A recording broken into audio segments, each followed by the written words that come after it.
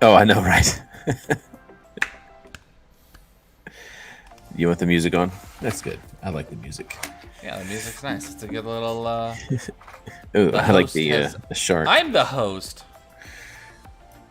I started this. You did. This is new though. Like, so StreamYard updated. So now you can actually control the volume of the video on the Well, this is on the because screen there. I shared a video. I shared a file instead of sharing a screen. So this is a file that's on my desktop that I just shared instead of doing a Chrome tab. Let's see. We can still talk Encounter. We got 3 minutes and 50 seconds. Well, what about all the teenagers who watch our podcast who will know it? They'll get a preview.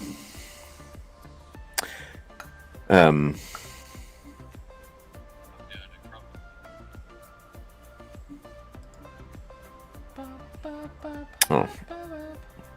Overall, the theme of the day, though, is going to be, at least from my perspective, the you belong, being proud of where you belong. So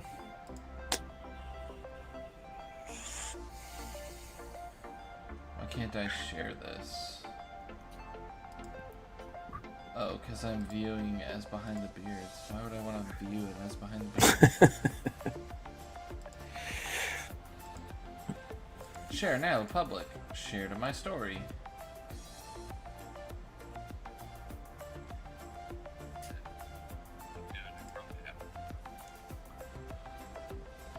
When you see the cat, you know I'm totally ready for more insightfulness. Red, already here, early in the morning. Look at you. The life of having so many kids. He's up early.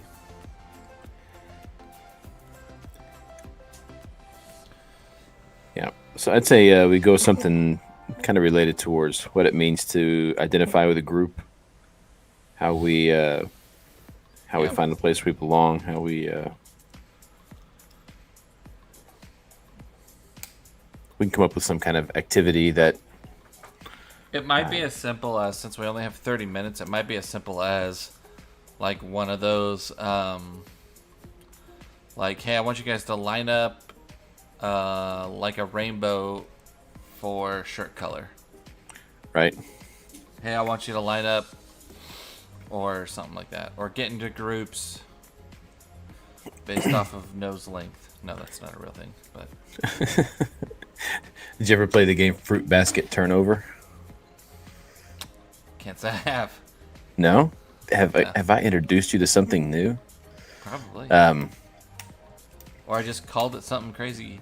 Maybe y'all just kind of sit in a circle and someone calls out a task, something that they've done, and if you've done it, you have to stand up and you have to swap chairs. You can't land back in the same chair. Yeah. So just a way of finding people with some commonalities. Fruit basket turnover comes in because if someone doesn't know what to say, they just say fruit basket turnover and everybody has to change seats. Oh. Look at that happy crab. So my son has been learning to troll me a little bit. He enjoys watching Bluey. And at the start it goes da da da da da da mom da da da, but he won't say any of them except for dad. So I'll be like, what? He's like, oh, I was just singing the opening of the song. Like, are you kidding me, Sam? That's hilarious. Smart kid, man. He is too smart. I don't know where it comes from. Just know where it doesn't come from. I just know where it doesn't come from.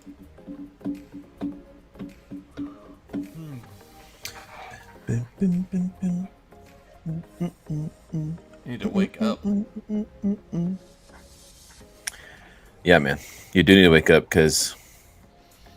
Oh, that's nice. Now we're under the sea. Till we're all growing a beard. A man's face should never be bare. We just want some facial hair. We're anticipating, yeah, everyone's waiting for beer. Well, hey, good morning, everybody. This is Behind the Beards, and here on Behind the Beards, we pull the curtain back, take a look behind the scenes, and do our best, at least, to reveal the things that you need to know about the people called to lead your churches and your ministries.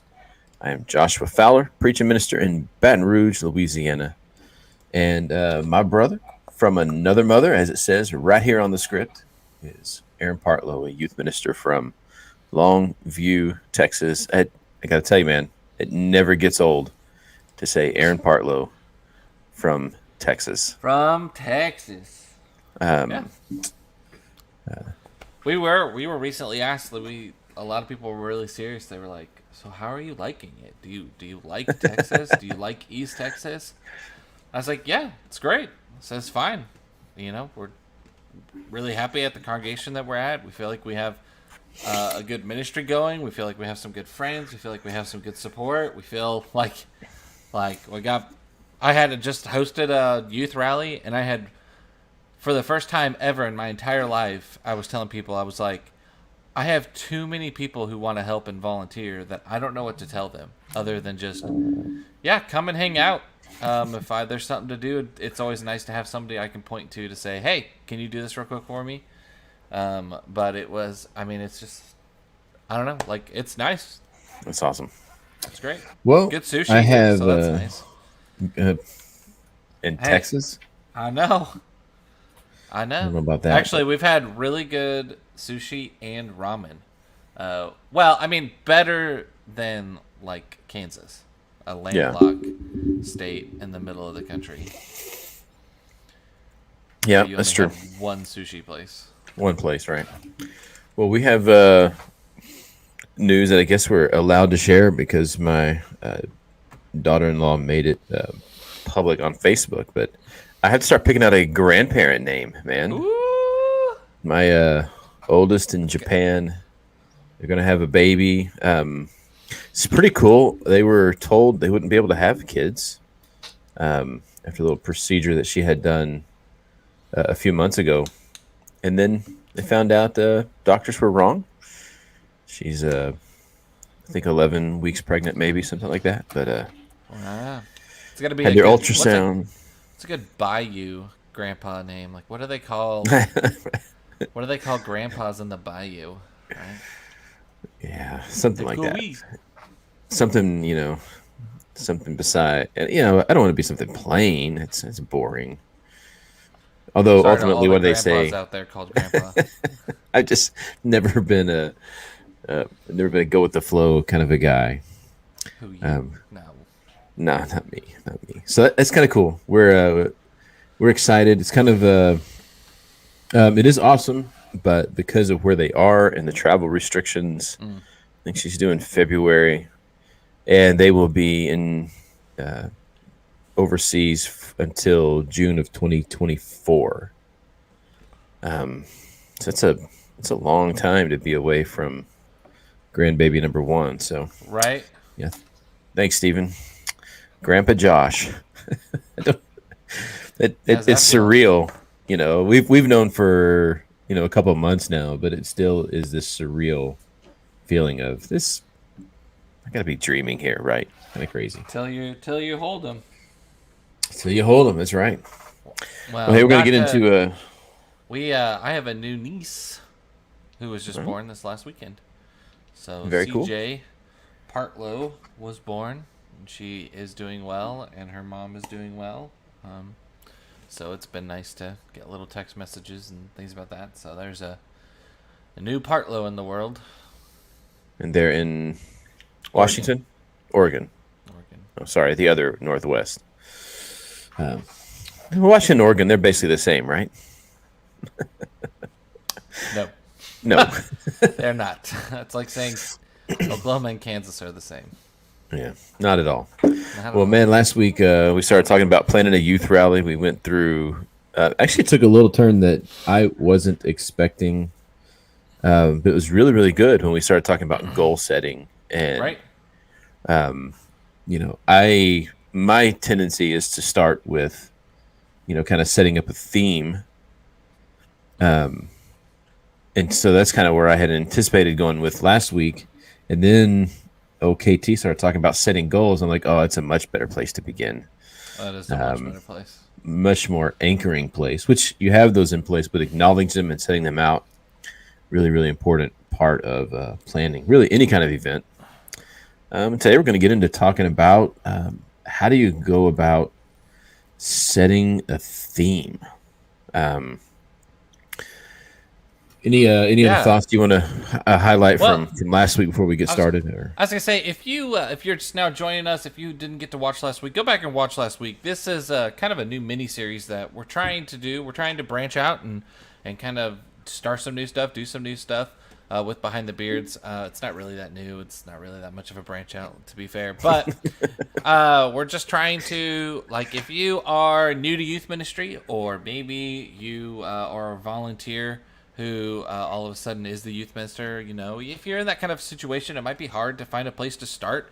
And so we just want to kind of walk through this with you and kind of help you listen to this and try to find the best ways for you to be able to succeed in your ministry. And so that's kind of what we're doing, and we're walking through youth rallies. And this can go for youth rallies. This can actually go for retreats even. This could go for, I don't know, like a summer camp if you haven't directed a summer camp before, but all of a sudden you're in charge of that. Like, we'll get into that. I think that's a good one that we should go into, since we both have some good experience directing camp and what that kind of looks like. But that's kind of what this series is about, and that's what we're doing. And so check out last week's. We had a really good guest on, KT, good friend of ours, and he kind of helped us walk through that. So yeah, you're right. So today we're going to talk about, like, how do you set a theme for a youth rally? Like, and I guess when I opened up and wanted to start with this question, I was thinking about not necessarily like, and I wore my Christmas in July shirt because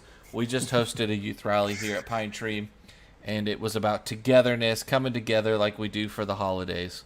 And Christmas in July was our overarching kind of theme. And so how do you pick that theme? Where do you start, Josh, if you are, if you have to do a youth rally every year? How do you find that theme? How do you find what you feel like you need to talk about at this youth rally? Well, so it has to go back to what we talked about last week, right? To begin with, once you've set your goal in place, and like you said, for y'all's day there, it was about togetherness. And so you think about some way that brings about the message that you're wanting to give. You've set goals. This is what we wanted to take away. So what's the theme that we rolled around that? There's a balance, right? There's a balance between catchy niche themes and corny but funny, right? Mardell kind of t-shirts that you would find, rolling the in. One. The ketchup one drives me crazy. Which one is that? It's like let us catch up and hear the must-heard word of the Lord or something. Yeah. And I'm just like, no. Like, yeah. So you have those. We had a Monster energy drink, kind of themed, where the claw marks were, green kind of crosses sort of, and it said something, so they're kind of neat, but at the same time it's like, yeah, is that really catchy? But you can go with Stranger Things. Would you see a 50-year-old wear the t-shirt, or would you see a high schooler wear the t-shirt? That's right. You can only imagine somebody in their 50s plus wearing the t-shirt. To be relatable, it's probably not relatable. Right. And so part of selecting a theme comes with, how can I connect something in, modern vernacular, modern culture to the theme that we're doing, so that we can draw this connection, that what it is that we have to give is something that is immediately applicable, It spans across, both. We don't just have church circles and then life circles.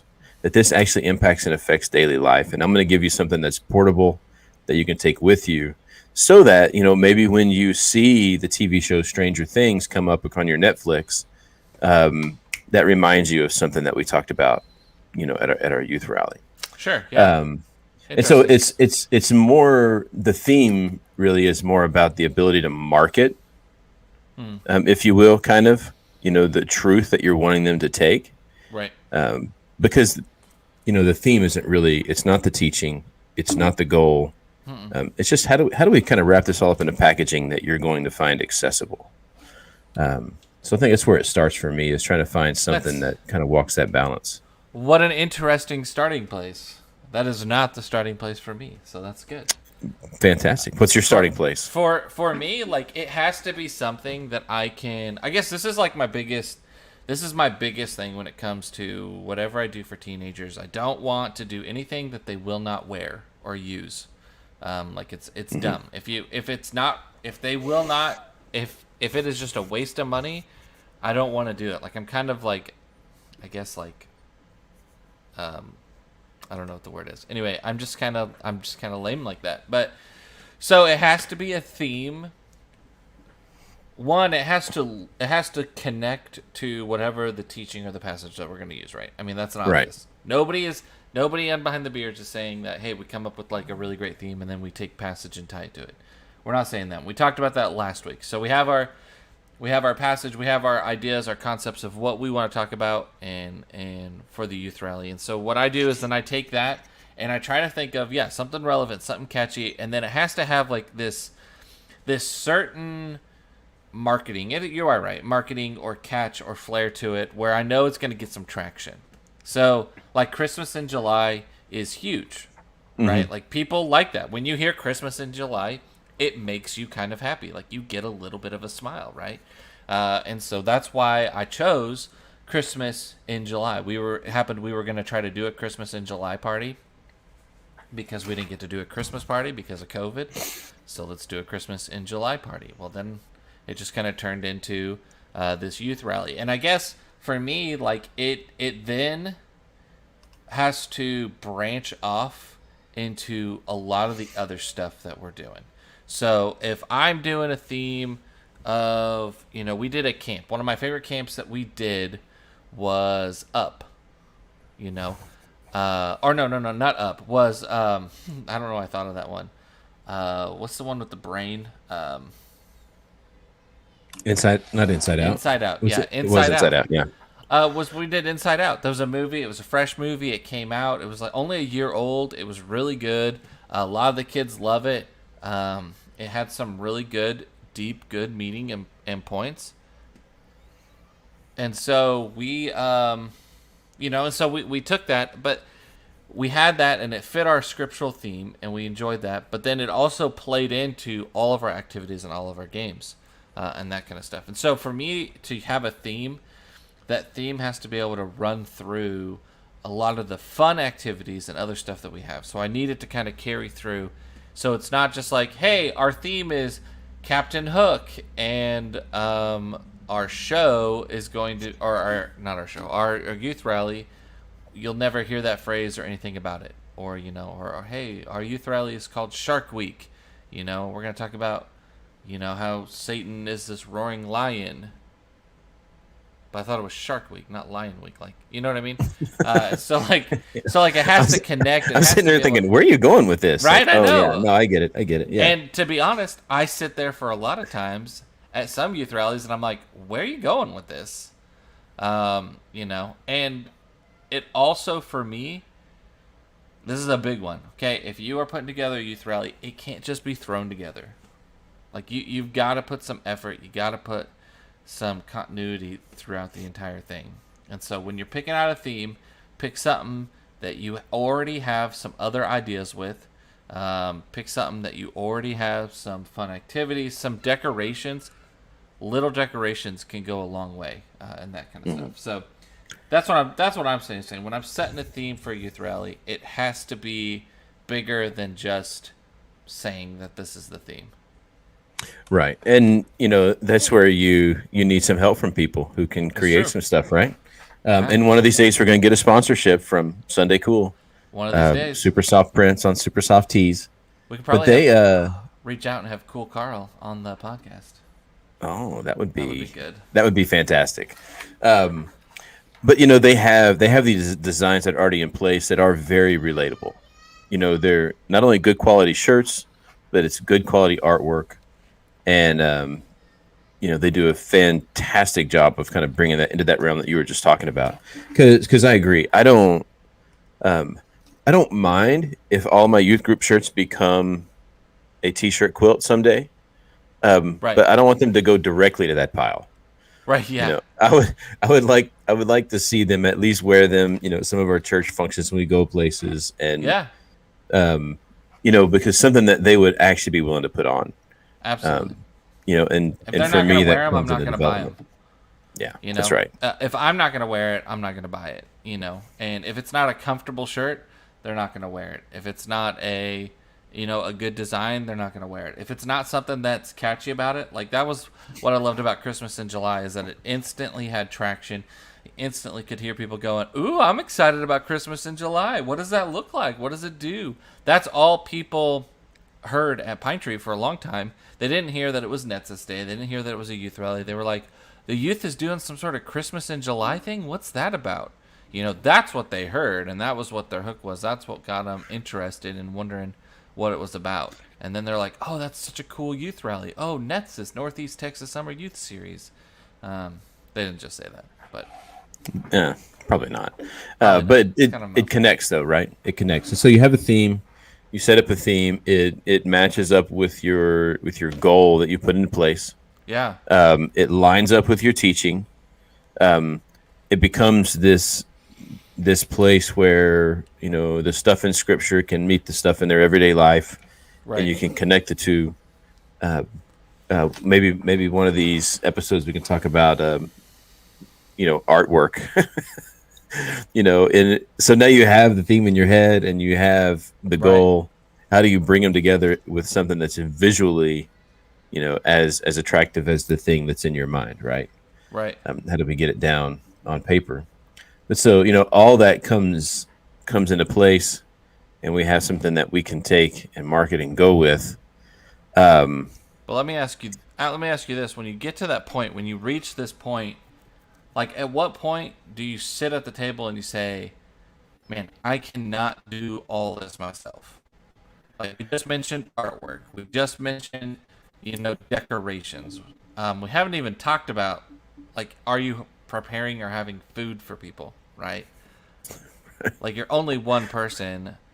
So while I go check on my screaming son real quick, tell us why is it so important that you don't do everything yourself? There's, if the question is, for me, at what point do I realize I can't do everything myself? I usually recognize that too late. I get to a place where I'm a little tired, I'm a little worn out, I'm a little frazzled, and I'm kind of looking back over the process and realizing, man, nobody is helping me. I'm doing all of this. I'm having to organize the food. I'm having to organize the artwork. I'm having to order the t-shirts. I'm having to get all this done. And that tends to be the case because we don't ask for help. We may throw a broad general statement out there that just says, hey, we're getting ready to plan our youth rally. If you want to help, see Josh and he'll find a place for you to fit in. And that's just not a very effective way of getting people around you. Trying to do everything yourself does a couple of different things. Number one, it robs yourself of the ability to see God's people working together. And so if I'm trying to do everything myself, I don't get to see the way God's body works. Mm-hmm. It also robs other people of an opportunity to use their gifts in the way God has gifted them in a way that promotes the health of the church. So, and the final thing it really does is it puts me in a place where I can't really even enjoy now all the work that we've put in because there's so much on my plate to do. Right. And so, not just putting out this broad request for help, but actually looking around at the people that are around me and saying, who can I recruit to help me with this specific task? And then going to that person saying, hey, I have I need some help putting some artwork together for this. Here's the theme. Here's what I'm thinking about. Would you be willing to help me, mock something up?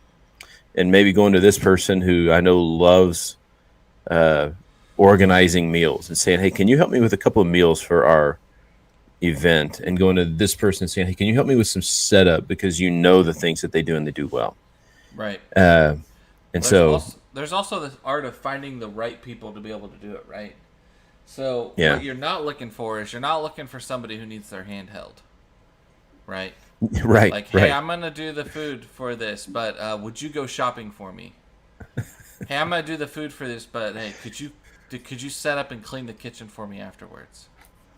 Well, that's not really helping, and I'm really doing like most of the heavy lifting and work for you there, kind of a thing. And same thing with some of the other stuff. It's hey, I give you.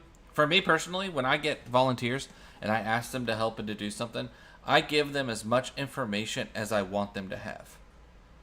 Right? Because I want them to take it and make it their own and stay within these borders, but make it your own. If I have a cook, man, I want you to, hey, here's the budget for it. I want you to make sure everyone is fed and they're happy. But don't ask me. I mean, if it's gonna be like liver and onions, then we're gonna have a problem. But like you're cooking, you do it. I don't want you to cook something outside of your realm that you're uncomfortable cooking for a large amount or doing. So just do it, and it'll be good. And give me the receipts. You know what I mean? Right. It's kind of how I am for a lot of that. And it is. I can tell you what, like I have been to church camp. I have had some really great church camp food. I've had some really bad church camp food. And you know what I remember from the week? You didn't have to cook. Well, I didn't have to cook, and it wasn't the food that I remembered. Yeah. It didn't matter if it was good or bad. I couldn't remember, specifically the food. And you're talking about as a camper. That's not. I'm talking about as a camper. Now, as a staff, No, you're yes, right. I always remember the food. But ultimately, I'm what you saying? remember is that as a director, you didn't have to cook. So, right. Is it what I would have chosen? Maybe not. But I didn't have to do it, so it's Right. great. Wonderful. I'm thankful for it. It's taken me a long time, and I'm still kind of on my way there to get to a place where I'm okay with turning over control of certain Right, yeah. aspects of the event to someone else. Because here is the 100% fact. If you turn it over to someone else, it's not going to be done the way you would do it That's definitely true. because they're not you. And so I have to learn to be okay with turning it over and trusting that that person is going to do their best to do what God has gifted them to do. And even though it's not the way I would do it, it's going to be great because it frees me up to do other things. Just like Jonathan says, one less thing for me to worry about, which means I get to focus on what God has gifted me to do. Right. And he's probably prepared me to do something a little different than some of the things that other people are doing. So being okay with that is a big deal. Brings up that good point. Like, we just hosted this youth rally, Nets Stays at our own place. There was this pull in me that, man, I wanted to be, and when we started thinking about it and planning it, like I was the one who was going to keynote at our youth rally here at Pine Tree. Like, I was on the list. I was the guy who was going to do it. And about 2 weeks into planning it, I went, I won't be in the right mindset to keynote, right? Because it's a new congregation, it's a new church, it's a new youth rally. They've never hosted one or done one like this before. I'm going to be setting up for games. And sure enough, like, I had to step out a couple times and set something up for a game, set something up for an encounter. which we've talked about here on Behind the Beards, where I had to go check on food, where I had to go check on our Santa Claus at one point and stuff like that. Like, I mean, there was a lot of stuff that I was running. So I was really thankful that we had another person who their only job there was doing some group games at the start and then doing the keynotes. You know, like that was super helpful. They could focus on that. They could be ready for that. And the same thing with worship. Like usually I'm like right there and I'm like, hey, I will lead worship. I enjoy it. I like it. I can do it. But you know, we have a connections minister here at Pine Tree who leads our worship every Sunday. And I said to him, I said, hey, what would you think about, you know, leading our worship at our Netsis Day? And he was like, oh, that would be awesome. Let me do that for you. And they did it. And it was fantastic. Because when it came time to worship, guess who got to sit next to their teenagers and worship? Right. It was this guy. And I didn't have to worry about any other thing. I didn't have to worry about what was next, getting up there and doing the keynote, or anything like that. It was just I got to worship and listen to a message. And that's, you know, that's another thing that if you're in ministry and you're doing a youth rally, it is important for your teenagers. It is important for your teenagers in your church to see you in there for worship and for the message as well. It is really easy to say, well, I need to go set up this, or hey, I want to go stand in the back and talk with the other youth ministers, or, you know, do something of that nature where we stand there and we can look at everyone else and we say, no, you need to hear this, you need to hear this. But the truth is, a lot of times, no, Aaron, you need to hear this, and you need to go and worship, and you need to be there. So that's an extra, that's your Behind the Beards moment early in the show for you. But you need to be present. It's not just youth rallies, that's church service as well. Elders, deacons, like leadership roles of any kind. We have to be present in those worship and sermons and message and Bible class and all sorts of stuff. If not, then it looks like a whole lot of, hey, you go and do this because it's really important, but I don't need it. Yeah. And that's an attitude. What's that the message we're sending, right? Right. Yeah. What's the message that we're sending? It really is a powerful thing when you can sit and let other people come in and do the things that they're good at. Right. And when you see them not only serving God and his kingdom, but also serving your ministry in that way. You know, the theme for Netsis Days this summer has been togetherness. And part of being together is allowing people to do the things that they're good at. Yeah. And seeing the way that works, you know, in real life it really is a blessing. And I'm wondering how many times I have robbed myself of the ability to see God's people at work because I have been more concerned about the outcome being what I have in my mind and what I have planned than I have been about seeing people thrive in the environment that God has designed them for. And, you know, I'm robbing myself and I'm robbing the people. And ultimately, I'm robbing the people that I'm creating this event for. Because it's going to be less if I can't turn some of that control over to someone else and trust that God's going to work through them. So it's a really, really important part of planning is surrounding yourself with people who are going to work with you and take some things off the plate like that. You want to get into stories or you want to talk about dates? Oh, we can get into some stories. You have a favorite? Me just to tell a story. I can tell a story. I have a great story. All right, I did. high. Yeah, so high. It's a great story to me. I actually only got to plan 2 youth rallies while I was in Kansas City. We'll get into the day thing next week, and that was part of the problem for us was getting into the circuit of youth rallies that people went to. But Don't plan your youth rally over a larger or another youth rally that's the same weekend.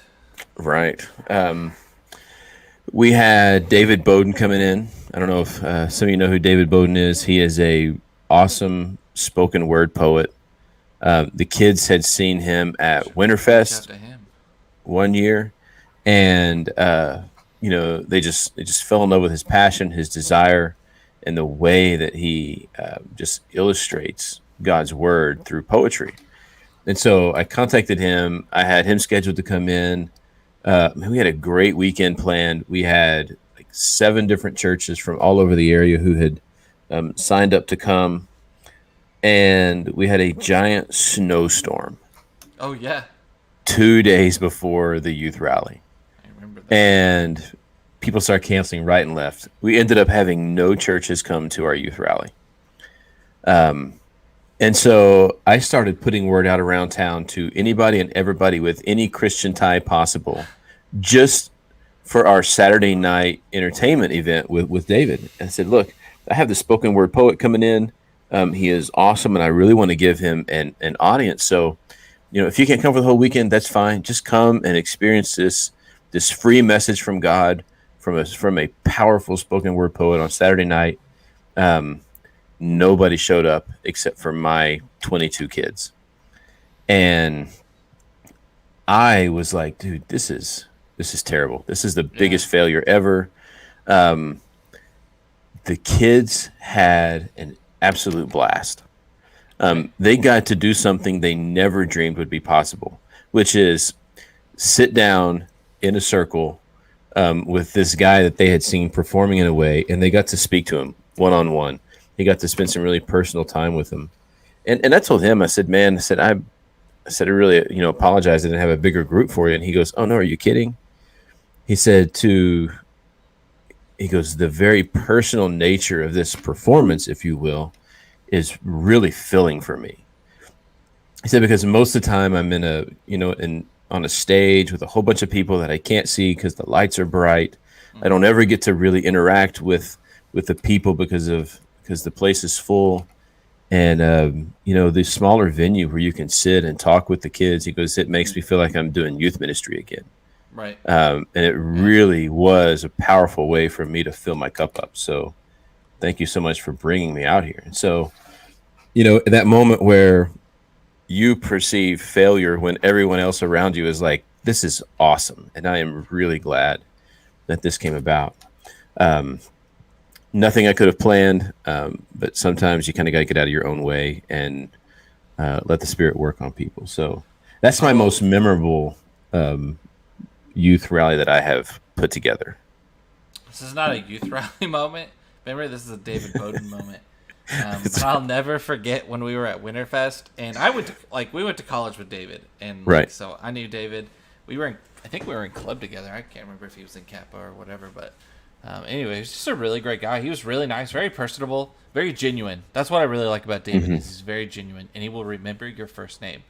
I didn't think he would remember me, and I walked by the table, and I was like, "Oh, hey, that's David." And I was with my wife, and all the kids in my youth group were like, "Oh yeah, that's David Bowden. He's so awesome. He's so cool." And David turns and he goes, "Hey, Aaron, how's it going?" And my youth group just went, "You are on first name basis with David?" And I was like, "I guess so. Like, he's a pretty cool guy. I went to all his stuff in college. It was really cool. He's very talented, very genuine, very nice guy, and that's what I always remember about David." That's hilarious. Yeah.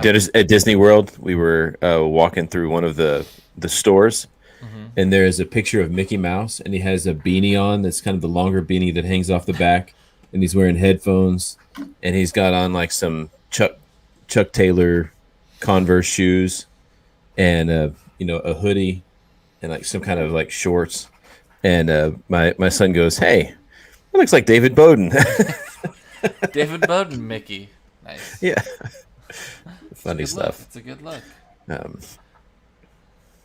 Youth rallies are one of those things that are just super memorable. My favorite youth rally that I have ever done, that I've ever been a part of in my entire life. And talk about having a theme that really rocks and works through the entire part of the camp was Beach Fest. And I only feel like I went twice. We got into it kind of late, or maybe, I don't know. My parents would probably tell you more or something. But it was on the coast of Oregon, and it was this youth rally that legitimately was like almost 100% just on the beach. Like there was like a shelter house, no walls, just a roof, no mics, no nothing. They just had a portable mic out there, and like we did some stuff at the shelter house, broke up into small groups, went on to the beach. Just like it was just so cool. The sandcastle building contest, all sorts of stuff. And I mean, it was a blast. It was just very different from anything that I'd been a part of. All youth rallies I've ever been to were like at a church building, and stuff like that. So to be able to go to a youth rally that was like all day on the beach was like really cool, and Right. really interesting, and a lot of fun. And it was in a public space. So there were some kids who were like, no, we were just walking by and we saw all these young people, so we just here just to see what it was. And I was like, well, that's cool. Come hang out with us. We're from Oregon City. We don't live around here. Kind of a thing. And so that was always really interesting and really, really kind of fun. So that kind of stuff is super powerful. I would also say that reminds me, if you're hosting a youth rally, like, don't be afraid to invite the public in. It's I mean, that sounds really like, well, duh, why wouldn't you invite the public in? But sometimes we talked about this last week, like, who do you invite and how do you reach out to other churches to make sure they come? Use this as an opportunity for you to do some outreach as well. Yeah. And invite the public, let the public know, and have them come. As if you can get them there and stuff like that. I mean, that's a great way for them to just see Jesus and some of these things that we do when we are trying to follow and walk and be like Christ. Yeah, that's right. It is a good tool, because really, you can find things for everyone there.